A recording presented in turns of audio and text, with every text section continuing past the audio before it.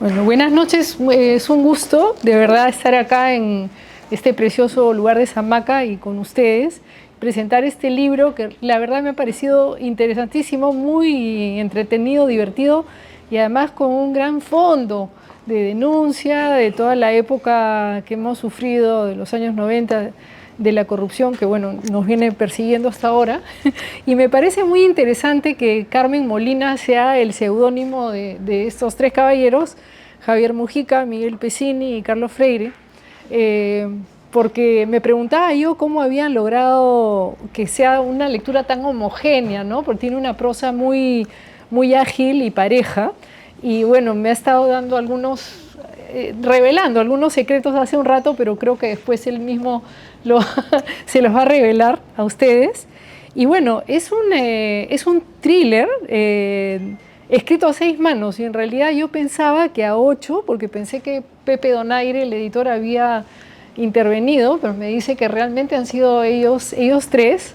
Y es muy interesante el tema de que 13 hombres de un taller de escritura se propongan salvarle la vida a la única mujer que compone ese taller, siendo una mujer muy delicada y muy querida y respetada por todos, y que pues para ello decidan robar el botín del dinero a su vez robado por Montesinos, ¿no? Entonces plantea también un tema ético ahí de lo más interesante, que además hace que uno se identifique un poco con ellos porque realmente a uno también un poco entra en ese deseo, ¿no? de tomar ese botín que además no puede ser reclamado, ¿no?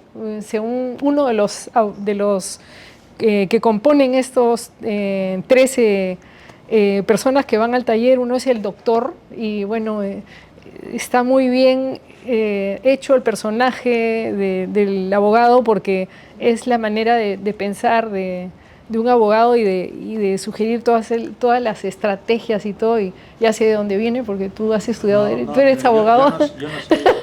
No, pero si eres abogado, yo también he estudiado derecho, aunque no me gusta mucho, pero sí lo reconozco al doctor.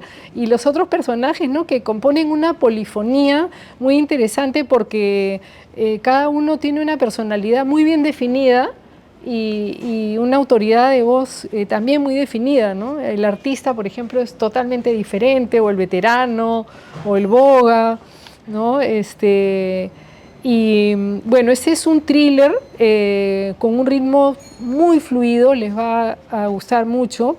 La trama es muy imprevisible porque tiene unos quiebres que me pregunto de dónde han sacado tanta creatividad para ocurrírseles esos quiebres que nos van llevando por unos disparaderos que de verdad nadie se imagina. Y bueno, hay también un elemento de suspenso importante, policial también el hablar de toda la gente del ejército y de la policía, ¿no? Tiene mucha oralidad este relato. Me parece interesante que sea una ficción que además está sustentada en hechos reales, tan reales como los dineros mal habidos y la corrupción, y contextualizado pues en esos tremendos años que hemos vivido todos los peruanos, ¿no? Es una época realmente muy difícil, la más difícil quizás que ha atravesado el Perú en los años 90 y que se ha mantenido por décadas, ¿no? Y bueno, la tensión permanente de este libro hace que uno no pueda desviar la atención, y además tiene una capacidad de verosimilitud dentro de lo inusual, de lo imprevisible, y sigue siendo verosímil, ¿no? Luego hay un desenlace inesperado, pero yo quería leer un pedazo que me gustó por la prosa, me ha gustado mucho, no sé cuál de los tres lo ha hecho, pero creo que ha sido entre las 6 manos, entre los tres. Estaba sentada durante largas horas, casi atrapada entre el estante de caoba repleto de libros de temas inimaginables para cualquiera, y la ventana de doble hoja que separaba su habitación preferida del bullicio de una ciudad que cada vez le resultaba más ajena. El olor intenso de los olivos y la fragancia dulce de las flores amarillas que caían de las tipas la devolvían a los años en que la vehemencia y la resiliencia eran su bandera, cuando, sin importar el tamaño del obstáculo, permanecía de pie, lista para dar batalla. Esto se refiere al personaje de Estela, personaje por demás interesante porque no voy a revelar nada ahora, eso lo tendrán que ver ustedes mismos, pero que es un personaje que tiene un dato escondido, que creo que hace que la novela sea tenga tal tensión y tal un elemento de imprevisibilidad. Hay muchos temas que quedan en el aire con un final abierto y que también me parece interesante porque creo que cada lector va a poder poner su 50%, digamos, a la obra de estas 6 manos, ¿no? Va a poner lo suyo porque yo creo que es muy interesante esa propuesta de dejar al criterio del lector realmente qué es lo que ha venido pasando a partir del desenlace. Bueno, los dejo con esa curiosidad y sí, me ha gustado mucho. Él tiene una técnica narrativa, una prosa y un estilo, y tiene pues todos estos elementos que hacen de un libro uno realmente interesante. Y bueno, eso es todo. Cajatambo.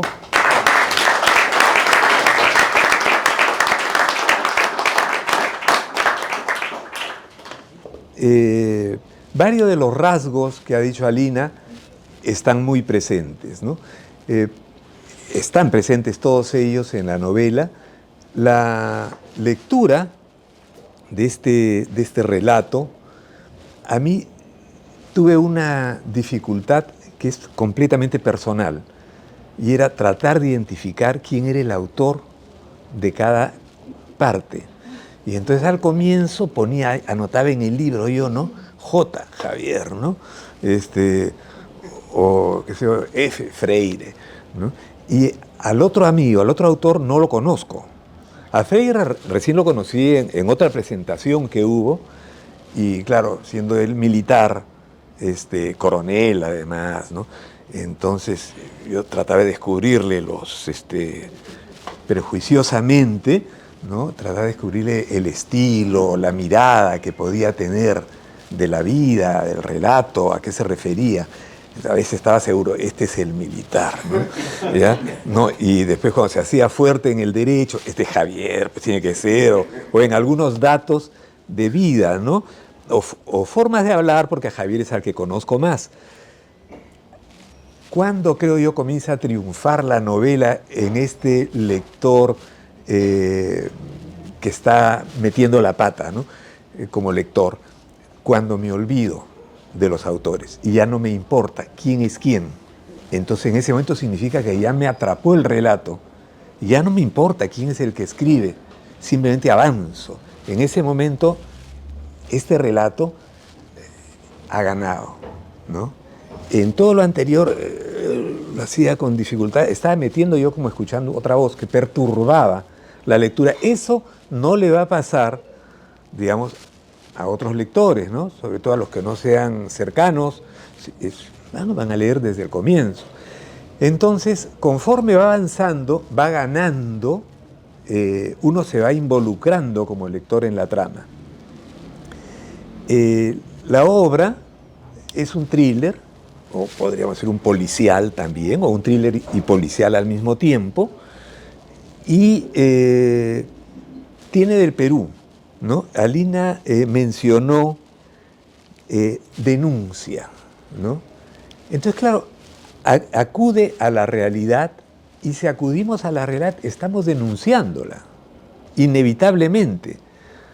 Aun cuando quisiéramos solapearla, el solapeo sería una denuncia, porque la gente está tan enterada, aunque hayan posiciones tan distintas. El Perú hemos visto que está prácticamente dividido en dos, ¿no? Aún a pesar de esos dos, todo el conjunto sabe qué es lo que ha pasado en la época de Montesinos y Fujimori. O sea, ese espectáculo de los Vladivideos y las noticias una tras otra también eran un thriller. Hemos vivido un thriller permanente. Lo que pasa es que hay gente que está a favor de eso, otra gente que dice que no. Bueno, entonces somos dos mitades, pues, ¿no? Pero estamos enterados y hemos vivido ese ritmo. Esos datos están aquí, ¿no? Y entonces no es una novela que trate sobre política, es un policial, es una aventura, ¿no? Entonces, en la anterior presentación, recuerdo que tanto Alberto de Belaúnde como Paola Ugaz se cuidaron mucho, ¿no? Es lo que me pareció, de no revelar, ¿no?, la novela. Y mencionaron que no querían interferir con las ventas de la novela. Entonces, e incluso mencionaron la palabra spoilear, no querían spoilear. Muy bien, ¿no? Yo pensé mientras leía, yo voy a ser un impúdico, yo sí voy a hablar. Y entonces, ahora Lina me ha ayudado en esa tarea porque ha dado algunos datos, ¿no?, sobre la novela, lo cual me encanta porque podemos hablar en confianza. Yo por lo menos, a mí no me importa que me cuenten de una película cómo siguió. Yo voy igualito y me olvido y veo la película. Yo creo que eso va a pasar con la novela, quienes la lean, ¿no? Les va a pasar eso que me pasó a mí tratando de adivinar los autores hasta que uno dice ya basta, ¿no? Eso les va a pasar también a ustedes. Y es Perú, sin duda, que es súper Perú. Entonces este viajecito a Cajatambo, ¿no?, y lo que va a ocurrir allí, la forma en que hacen el plan, aquella casa escondida en la que penetran, eso es el Perú, en medio del desierto, estas casas como mágicas que son palacios realmente en lo que uno va a encontrar en ellas, ¿no? Estas casas en medio de, no diríamos de la nada, en ese conjunto son árboles, ¿no? Y se llega y es una casa asombrosa la que se encuentra dentro, con mucho arte, mucha cosa fina del arte colonial peruano. Entonces uno piensa inevitablemente en el Perú. Pensaba yo incluso, ¿cómo la leerán en otros países vecinos? Porque a veces, ¿saben qué? Aun cuando nosotros vamos a pensar de nuestro país, qué mal, el Perú se viene abajo, toda la historia que ha tenido se está viniendo abajo, no nos engañamos tanto, ¿no? Es verdad que sí hay cosas que dan vergüenza, pero también el otro día me mencionaba una persona, amiga, ¿no?, que también había hablado con un taxista venezolano, ella. Todo esto es Perú, pues, ¿no? Y ese taxista venezolano desde el comienzo le decía lo agradecido que estaba al Perú. Y ya habían vuelto parte de sus familiares que vinieron, ya habían vuelto a Venezuela.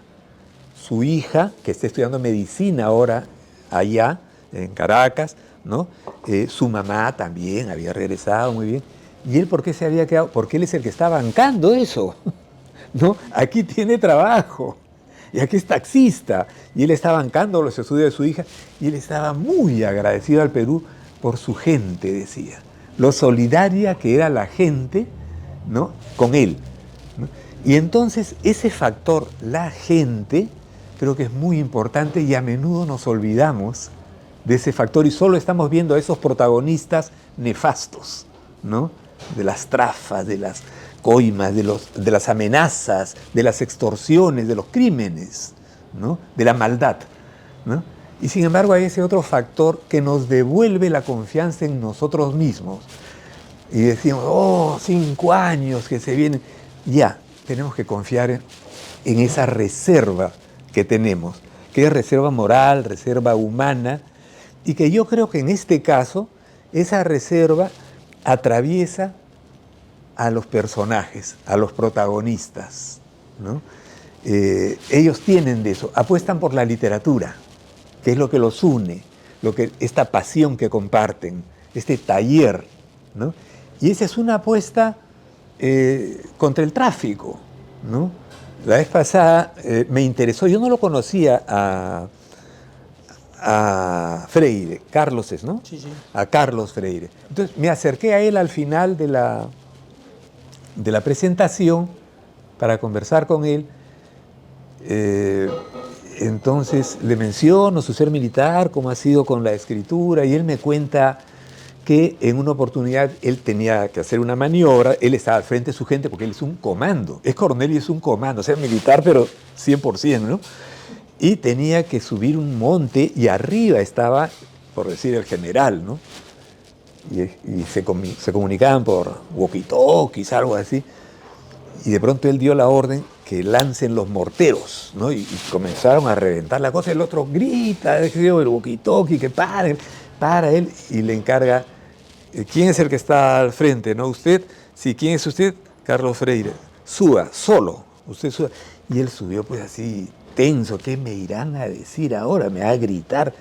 Entonces entra, se cuadra, ¿no? Y le dice el otro, el general, dice, ¿usted es fulano de tal? Sí. ¿Y usted cree que lo llamo por lo de los morteros? Sí, dice, comienza a explicar, no, yo no lo llamo por los morteros. Usted es escritor, le dice, ¿no?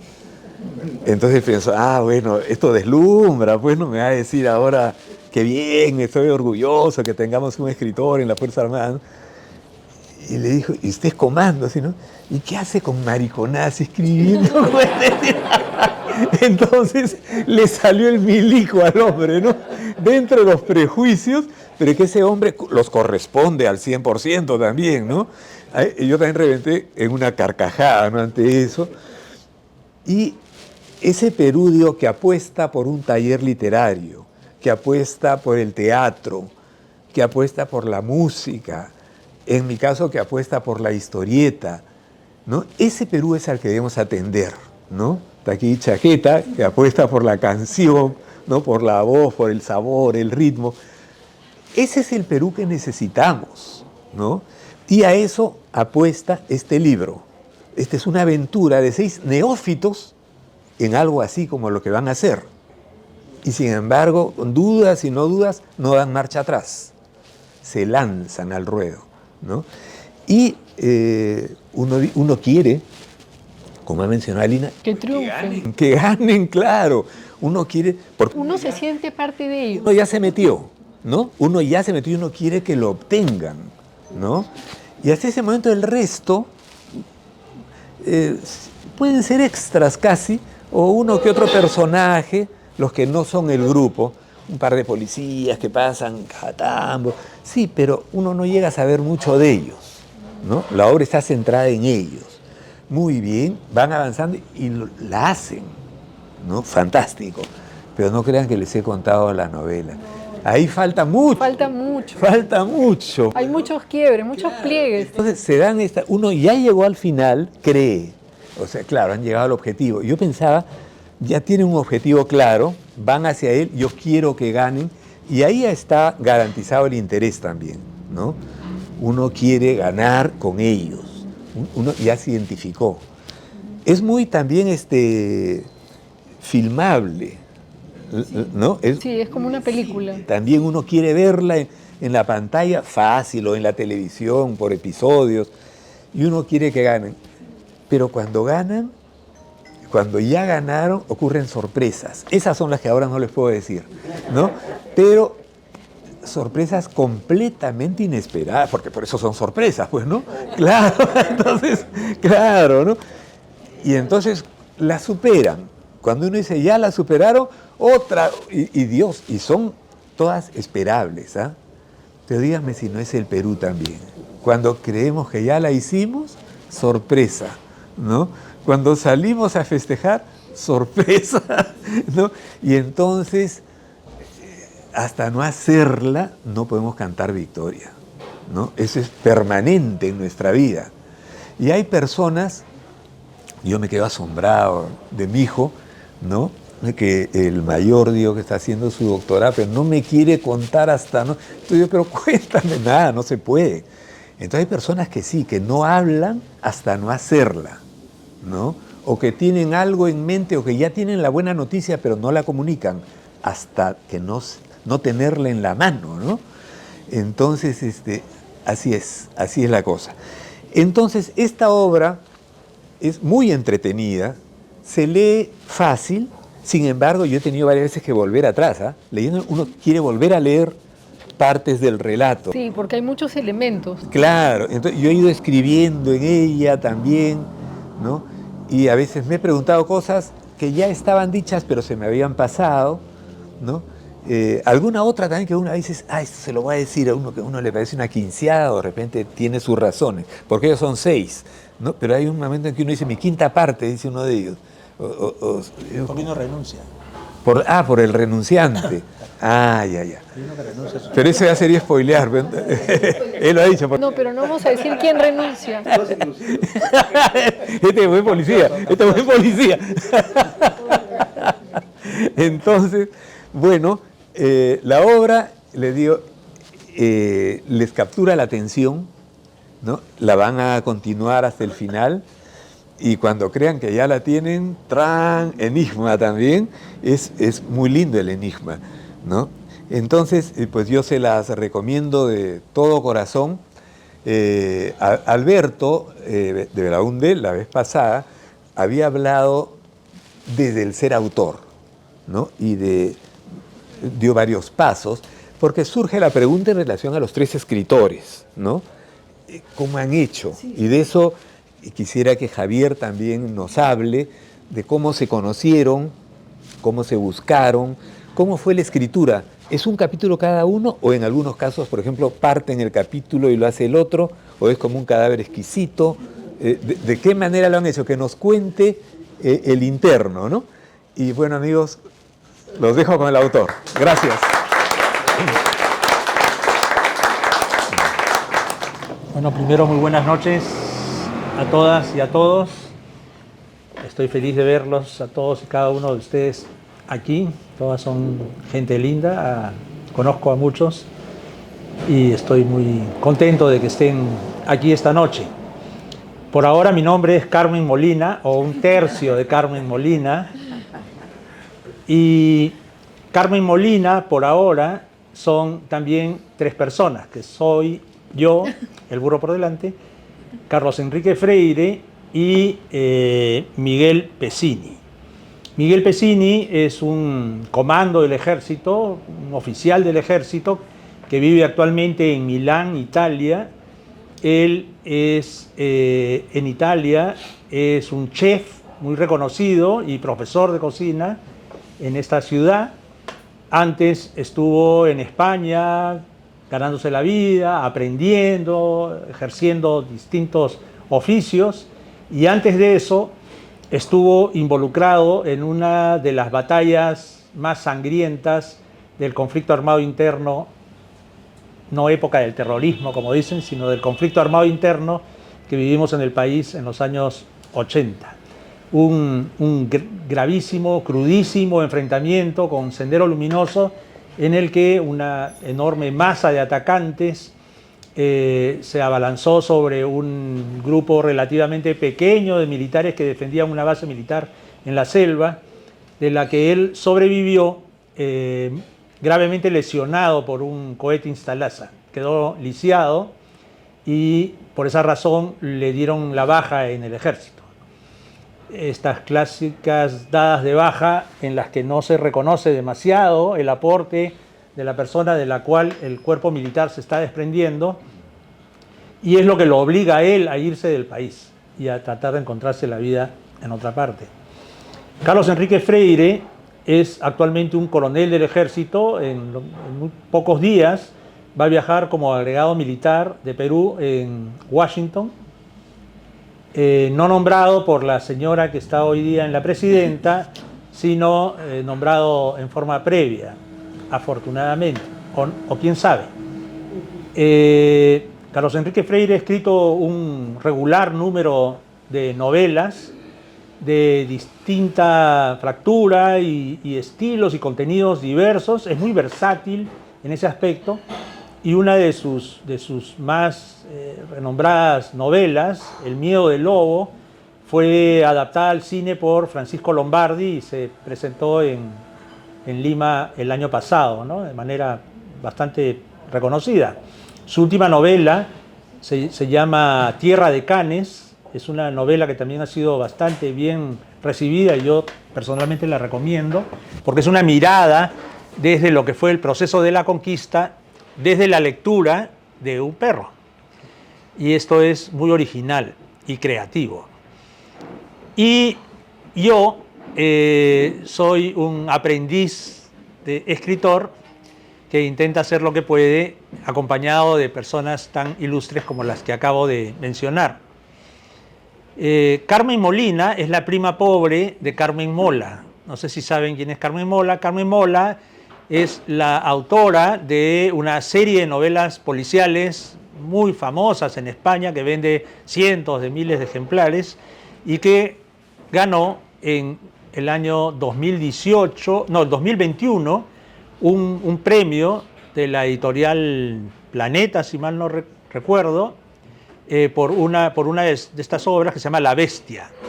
Y La Bestia se ganó 1 millón de euros.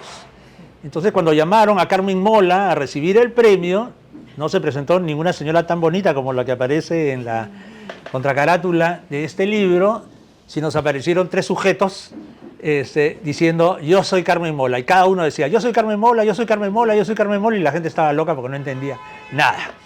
Yo también soy Carmen Molina, y si estuvieran aquí Miguel y Carlos también dirían lo mismo, ¿no? Yo soy Carmen Molina. Bueno, vamos a pelearnos por el nombre, ¿no? Esto fue lo último que decidimos después de acabar la escritura de esta novela. ¿Cómo nos conocimos o nos vinculamos? El año 2023, o quizás un poco antes, en la época de la pandemia, por distintos caminos, Miguel y yo llegamos a un taller de escritura que dictaba o animaba, en realidad creo que esa es la palabra, Raúl Tola. Raúl Tola, un conocidísimo escritor peruano que vive en Madrid. Y Raúl Tola convocó a un grupo de personas, entre las cuales estaba yo, y otras que muchas de ellas vivían fuera del país. En el país vivíamos 3, quizás 4, pero habían otras 10 o 12 que vivían en el extranjero, en Canadá, en Francia, en Italia, en España, en muchos lugares. Y esta masa de personas disfrutó enormemente de las herramientas que Raúl nos fue proporcionando para tratar de volcar de una manera creativa eso que nos está dando vueltas dentro y no sabemos cómo expresar y quisiéramos que se plasme en negro sobre blanco en un papel, ¿no? Todos tenemos algo que contar y sin embargo no es tan sencillo como decir ya, ahora voy a contar. Hay que tener algunas herramientas y habilidades. Y Raúl nos proporcionó mucho de esto porque cuando uno quiere escribir no solamente tiene que aprender escribiendo, se aprende a escribir escribiendo, sino además leyendo. Y, por ejemplo, para una persona como yo, que tiene un canon de lecturas muy cuadriculado, que viene de mi formación como joven en los lejanísimos años 70 y posteriormente, después de mi paso por la universidad y luego a partir del desarrollo de mi actividad profesional y de vincularme con muchos sectores sociales en el país. Yo he sido, en mi anterior vida, un abogado laboralista, constitucionalista, trabajando con sindicatos, trabajando con organizaciones de pensionistas, con organizaciones indígenas, con el movimiento homosexual de Lima, con organizaciones de personas con discapacidad, de migrantes, con cualquier sector que tuviera una necesidad en el ámbito jurídico y pocos recursos. Yo estuve en esa experiencia y la disfruté gigantescamente en los últimos 40 años, haciendo lo que me dio la gana y como me decía alguien en mi casa, y todavía te pagan. Decía. Increíble. Afortunado de hacer lo que uno le gusta y todavía que le paguen, eso ya es lo máximo. Y de esas experiencias salen historias, están ahí dando vueltas por la cabeza, las sueño constantemente, ¿no? Y cuando me despierto digo, esto tengo que ponerlo en negro sobre blanco, ¿no? Porque no me lo van a creer. y de hecho en ocasiones que lo cuento me dicen, este es mitómano, ¿ya? Porque cuento cosas que no se creen. Y entonces estuve, y supongo que todos los compañeros y compañeras que nos acompañaron en ese taller lo disfrutaron igual. Pero llegó un momento en que Raúl Tola dijo, disculpen muchachos, pero me tengo que ir.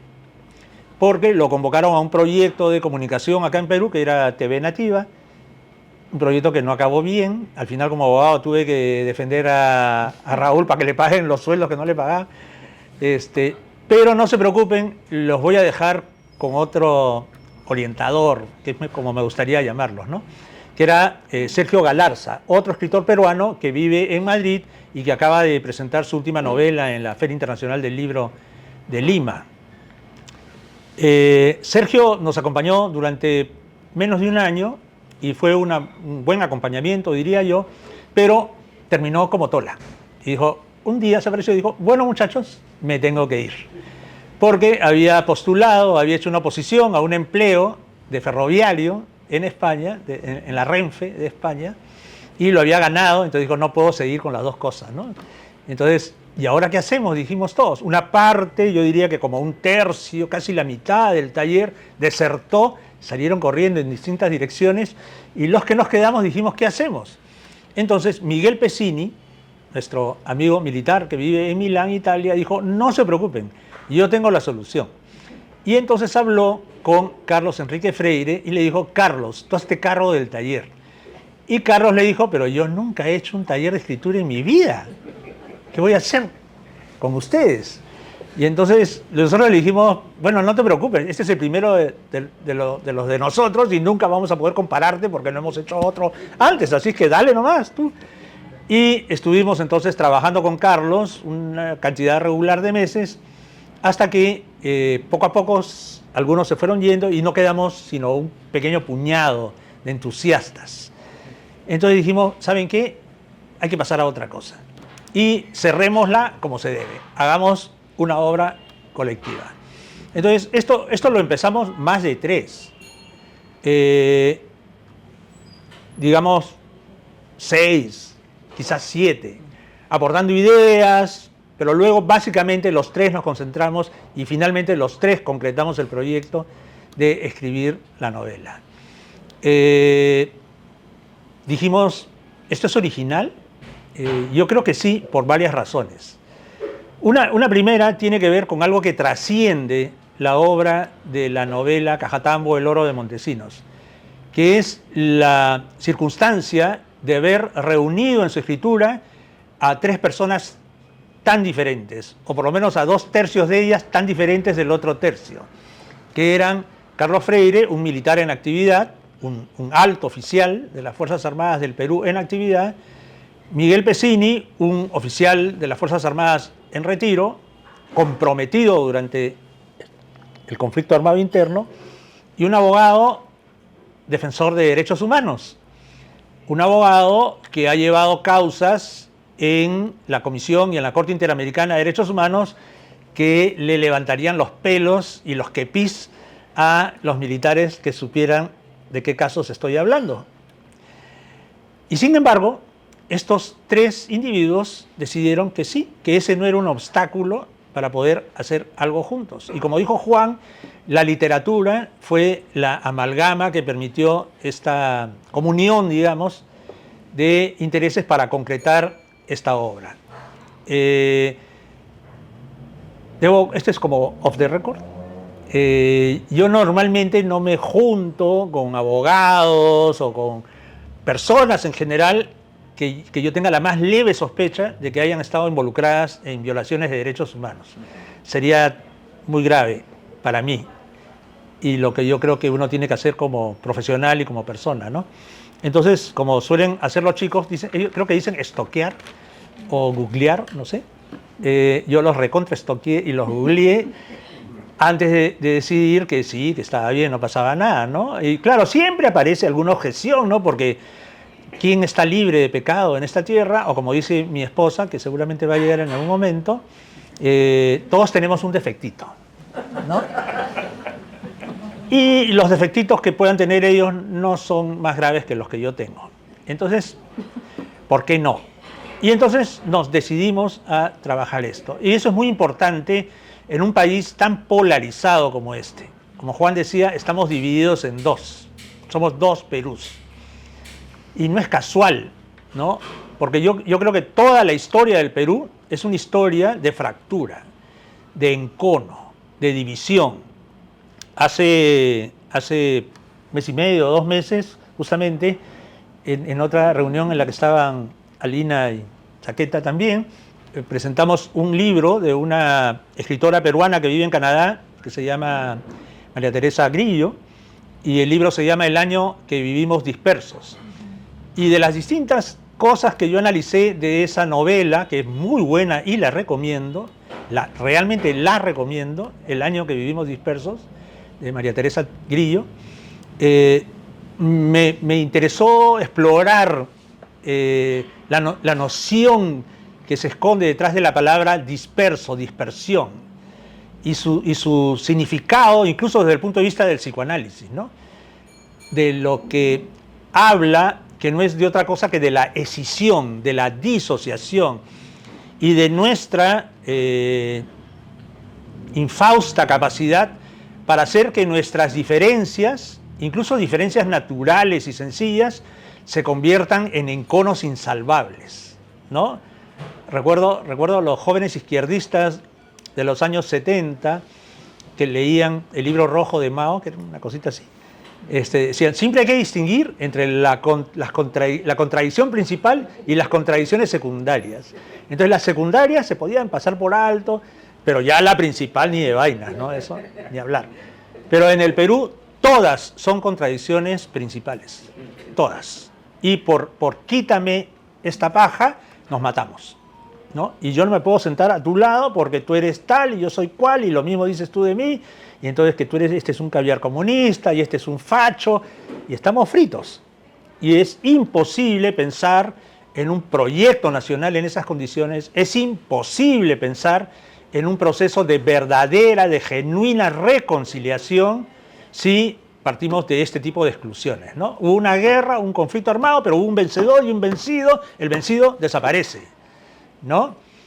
Los hijos de los vencidos en el conflicto armado interno, y probablemente una parte de ellos, que ya salió de la cárcel, o de familiares de ellos, de los que murieron, por ejemplo, han intentado 2 veces inscribirse en el Jurado Nacional de Elecciones como partido político. 2, no una, 2 veces. En cada oportunidad presentaron 250.000 de firmas en unos papeles en los que ponían su nombre completo, su apellido y su domicilio. O sea, oye, te van a decir terruco, ¿eh? Y sabes lo que eso significa. No importa, mi nombre, mi apellido, mi domicilio. 250.000 personas en cada oportunidad. Y entonces dijeron, no, porque estos son terrucos, estos creen en el pensamiento del tarao, que tal, lo que fuera, no inscribir, no participar de la vida política, de pedir, no participar del debate público. Y entonces los escondimos debajo de la alfombra. 250.000 en cada oportunidad. ¿Y qué creen? ¿Que desaparecieron? ¿Se murieron? ¿Se fueron al extranjero? ¿No están ahí? O sea, el Perú la historia del Perú es un itinerario cíclico de episodios de violencia. Entonces, a mí no me cabe ninguna duda que la violencia regresará al Perú. Bueno, ahora está desatada con el tema de la inseguridad ciudadana y la violencia criminal, ¿no? Pero los chicos que están involucrados en la violencia criminal, en pandillas, sicariato, etcétera, son los mismos chicos o una parte de ellos que se enrolaron en las organizaciones armadas de los años 70, 80. Y serán una parte de ellos los que se enrolarán en otras formas de violencia para buscar cómo incluirse en un país que no los reconoce. Entonces, en ese escenario, que es horrible para mi modesto entender, que nosotros seamos capaces de construir puentes, a pesar de nuestras diferencias, incluso aparentemente insalvables, me parece una cosa que hay que pensar, que hay que discutir. Y entonces, yo creo que este ejercicio, que parece un ejercicio, un divertimento, debería aportar un poco en esa dirección, ¿no? Mira cómo se pusieron de acuerdo estos. No parece posible, ¿no? Lo segundo tiene que ver con la escritura. Alberto de Belaúnde, que no sé si sigue por acá, creo que salió, y habló en su anterior, en la anterior presentación de lo que significa ponerse de acuerdo para escribir una novela a 6 manos, ¿no? dijo, si individualmente escribir una novela es muy complicado porque hay que tomar decisiones, o sea, desde qué perspectiva cuento, qué voz va a narrar el relato, la historia que quiero presentar a mis lectores, será una tercera persona, un narrador omnisciente, que es como una cámara de cine que va mostrando todo, o será un narrador en primera persona que está narrando desde lo que él ve y es un protagonista de la historia y dice, me está pasando esto a los otros, o será una narración de un narrador testigo, no es el protagonista, sino uno que lo ve a él y cuenta, o será en segunda persona, la cuento en pasado, la cuento en presente, son muchas decisiones, no es nada fácil escribir una novela. Si no es sencillo para una persona, imagínense para tres. Entonces yo dije, wow, ha sido difícil, pero yo creo que, como dijo Alina y como ha dicho Juan, pasamos el examen, no sé si raspando, pero pasamos el examen y yo me siento contento con el producto. Después he estado tratando de investigar un poco sobre este ejercicio de escritura a varias manos y descubrí que no es algo nada extraordinario, ¿no? Que ha ocurrido muchas veces y hay ejemplos que a veces son literalmente surrealistas, ¿no? Hay una novela publicada en México por una editorial o un editor que se apellida Mortis con Z al final, que publicó un libro que se llama El hombre equivocado, escrita por 11 autores. 11 autores a la vez. Y la novela tiene 160 páginas. Concentren 11 autores en 160 páginas. Aquí, Editorial Pesa, acá está Germán Coronado, uno de los más proficuos editores del país, publicó Crónicas de Obrajillo, Cuadernos de Obrajillo, que fue escrito por 3 personas y que es una combinación de estilos, porque es diario, crónica, cuento, es una simbiosis de 3 perspectivas narrativas diferentes.